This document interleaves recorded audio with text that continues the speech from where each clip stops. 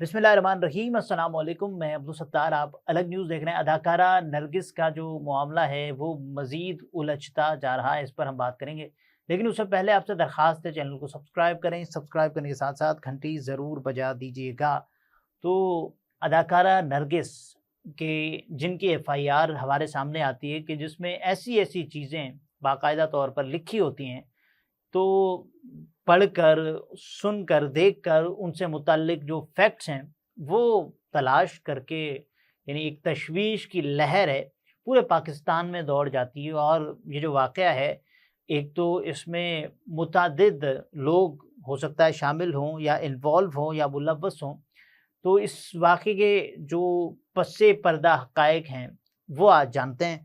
तो सबसे पहले अदाकारा नरगिस के केस में जो ब्रेक थ्रू हुआ है, वो मैं आपके सामने रखूँ, उससे भी पहले इस वाक़ये का एक रीकैप आपके सामने होना चाहिए।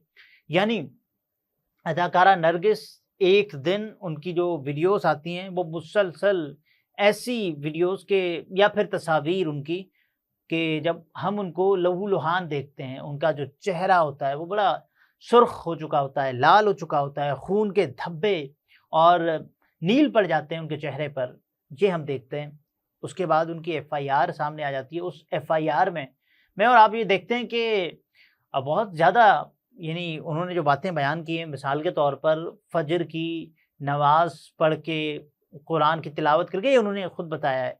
तो पहले तो वो इस बात से आगाज़ होता है कि मैं एक कैनेडियन नेशनल हूँ, यानी अदाकारा नरगिस। और उसके अलावा फिर उन्होंने ये भी बताया कि जो मेरे साथ वाक़या पेश आया, मेरे शौहर इंस्पेक्टर माजिद बशीर, उसने ये किया है। अब देखें, हम माजिद बशीर, ये वो बंदा कि जिसकी तीसरी शादी है इससे, अदाकारा नरगिस से। और नरगिस साहिबा, ज़ाहिर है उन्होंने ये बताया कि एक तो मुझे बाकायदा तौर पर मारा गया और उसके अलावा मुझे घसीटा गया, पिस्टल के बट मारे गए और बहुत सारी चीज़ें उन्होंने मेंशन की एफ़आईआर में। और ये भी बताया कि मेरे शौहर ने मुझे ये धमकी दी कि मेरे लिए बड़ा आसान है, कि मेरे लिए बड़ा आसान है कि तुझे मारकर तेरे कत्ल का केस, तुझे मारकर तेरे कत्ल का केस मैं किसी ये तुम्हारे दुश्मन पर डाल दूँगा, ये मेरे लिए बड़ा आसान है, क्योंकि पुलिस के महकमे से तो उनका ताल्लुक है ही। ये अदाकारा ने खुद बताया। उसके बाद हमने देखा कि बहुत सारी चीज़ें जब आना शुरू हो गईं, तो उसमें एक और चीज़ आई, यानी कि जो आफ्ताब इकबाल साहब हैं, उनकी जो साबका अहलिया हैं, जिनका नाम है मरियम अली, और वो खुद एक डांसर रह चुकी हैं। और उसके अलावा अभी अभी की अगर बात की जाए तो वो सोशल मीडिया इन्फ्लुएंसर हैं। तो उन्होंने अपनी एफ़आईआर में, यानी अदाकारा नरगिस ने अपनी एफ़आईआर में ये लिखवाया हुआ है कि जो ज़िम्मेदारी है, जी हाँ, जो यानी इस वाक़ये की जो बुनियादी तरीन वजह है, वो ये है कि वो आफ्ताब इकबाल की साबका बीवी को इस घर में या उस घर में ले ले आना चाहता है कि जहाँ मैं मुक़ीम हूँ। और वो मुझे प्रेशराइज़ कर रहा है, मुझे मार रहा है कि आप मुझे, यानी मैं उनको कोई सोना दे दूँ, ज़ेवरात दे दूँ, प्रॉपर्टीज़ उनके नाम कर दूँ। तो ये दरअसल वाक़या है। उसके बाद उनके शौहर का मौक़िफ़ भी हमारे सामने आया। उन्होंने कहा कि मैं तमाम तर लोगों के ख़िलाफ़ जो कि इस केस के मुतालिक बोल रहे हैं, मैं उनके ख़िलाफ़ कार्रवाई करूँगा। यानी मोहतरम कहीं किसी और ही दुनिया से आ रहे थे, क्योंकि ये वो कह रहे थे कि ये मेरा ज़ाती मामला है। ख़ैर, आपका ज़ाती मामला है, लेकिन एक पाकिस्तान की एक्ट्रेस ने ये मामला लोगों के सामने रख दिया है। तो आपका ज़ाती मामला तब होता जब ये घर से बाहर बात निकलती नहीं। और आप ये भी देखें ना कि इस वाक़ये पर फिर मरियम नवाज़ शरीफ साहिबा ने नोटिस दिया, उसके बाद हिना परवेज़ भट्ट साहिबा की मुलाकात हुई, तो ये ज़ाती मामला वैसे ही ख़त्म हो गया। बहरहाल पुलिस को सबसे पहला एक काम करना चाहिए था, जो कि पुलिस ने नहीं किया। वो ये था कि उस बंदे को, जिसका नाम माजिद बशीर है, कम अज़ कम कुछ और ना भी करते, यानी एक वक़्ती तौर पर मुअत्तल कर देते, ताकि कम अज़ कम ये तो शुबहा रहता या ये शुबहा ज़ाइल हो जाता कि साहब इंसाफ होगा या नहीं होगा, ये लोग कम अज़ कम इस तशवीश का शिकार ना होते। बहरहाल अब इस केस में बहुत बड़ी डेवलपमेंट वो ये हुई है कि अदाकारा नरगिस पर शौहर के तशद्दुद के मामले में केस की तफ्तीश खुसूसी जिनसी जराइम के तफ्तीशी यूनिट को मुंतकिल करके SSOIU कैंट डिवीज़न की खातून ऑफिसर तफ्तीशी मुकर्रर कर दी गई हैं। तो ये तमाम तर मामलात हैं। बहरहाल अदालत ने रिलीफ दिया उसके शौहर को, वो ये है कि इंस्पेक्टर माजिद बशीर ताहाल शामिल तफ्तीश नहीं हुए, वो 18 नवंबर तक हिफाजती ज़मानत पर हैं। ये तमाम तर कहानी डिफेंसी पुलिस जो कि ये बता रही है कि उनकी मुद्दयत में नरगिस की मुद्दयत में इंस्पेक्टर माजिद बशीर के खिलाफ मुकदमा दर्ज किया हुआ है। बहरहाल मेडिकल रिपोर्ट जिसमें यह साबित हो गया कि अदाकारा नरगिस पर तशद्दुद हुआ है। कहाँ तशद्दुद हुआ है? चेहरे पर हुआ है, जो आपने देखे भी मुख्तलिफ उनकी तस्वीर देखी कि जाहिर हो रहा है कि उन पर तशद्दुद किया गया है। और उसके बाद गर्दन और कमर पर भी तशद्दुद साबित हो गया है, तशद्दुद साबित हो गया है। अब इन्वेस्टिगेशन पुलिस नरगिस और घरेलू मुलाजमीन के अलावा अदाकारा के भांजे के बयानात भी कलमबंद कर चुकी है। यानी अदाकारा ने एफआईआर में तो ये बताया कि उनके भांजे के सामने उनको घसीटा गया और उसके बाद उन्हें लॉक कर दिया गया और उन्होंने जैसे तैसे करके जान बचाई है, ये अदाकारा नरगिस ने बताया।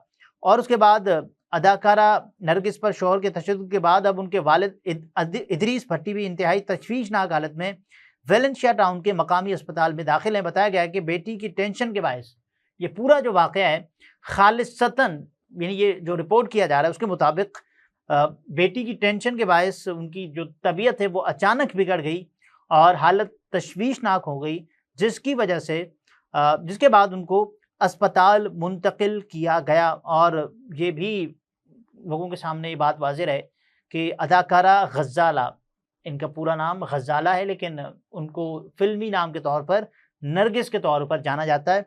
उनकी जो तशद्दुद की तस्वीर और वीडियोस सोशल मीडिया पर वायरल हो गई थी। अदाकारा के भाई ने भी मीडिया को ये बताया था कि उनकी बहन को शौहर ने बदतरीन तशद्दुद का निशाना बनाया।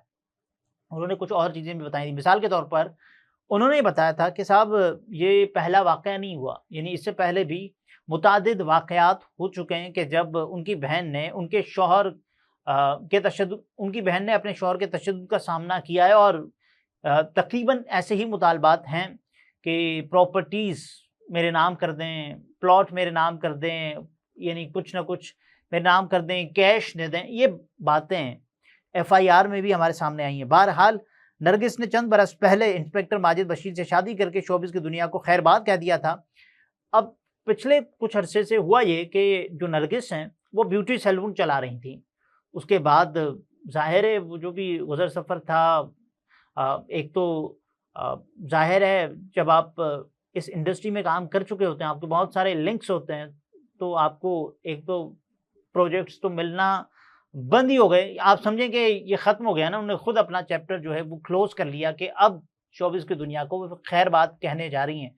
उसके बाद फिर जो नरगिस की ज़िंदगी है वो ज़ाहिर है उन्होंने स्विच करना शुरू किया ख़ुद को। और इस एफआईआर में उन्होंने लिखा है कि वो नमाज और कुरान पढ़ रही थी और ऐसे ही फ़ारिग हुई 5:30 बजे सुबह के। तो इससे भी ये अंदाज़ा लगाया जा सकता है कि उन्होंने ख़ुद को यही ख़ुद की जानिब रुजू किया और उसके बाद इस ज़िंदगी यानी शोबिज़ वाली जो चकाचौंध वाली ज़िंदगी, जो ग्लैमर वाली ज़िंदगी, उसको अब उन्होंने छोड़ दिया था। ये जो कुछ तासुरात ऐसे ही मिलते हैं मुझे और आपको।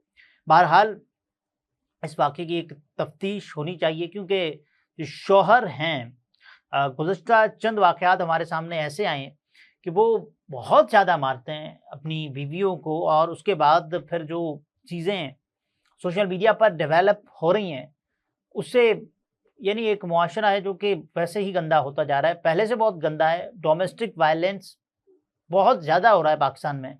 आप देखें कि मशहूर व मारूफ ख़वातीन के साथ अगर ऐसा हो, आयशा जहांज़ेब साहिबा की मिसाल आपके सामने, शौहर ने बदतरीन तशद्दुद किया। उसके बाद ज़ैनब जमील साहिबा, उनकी मिसाल आपके सामने, उन पर शौहर ने या फिर साबका शौहर ने फायरिंग करवा के हमला करवाया। तो उसके बाद उनको भी बहुत सारे लोगों ने लहू-लुहान देखा।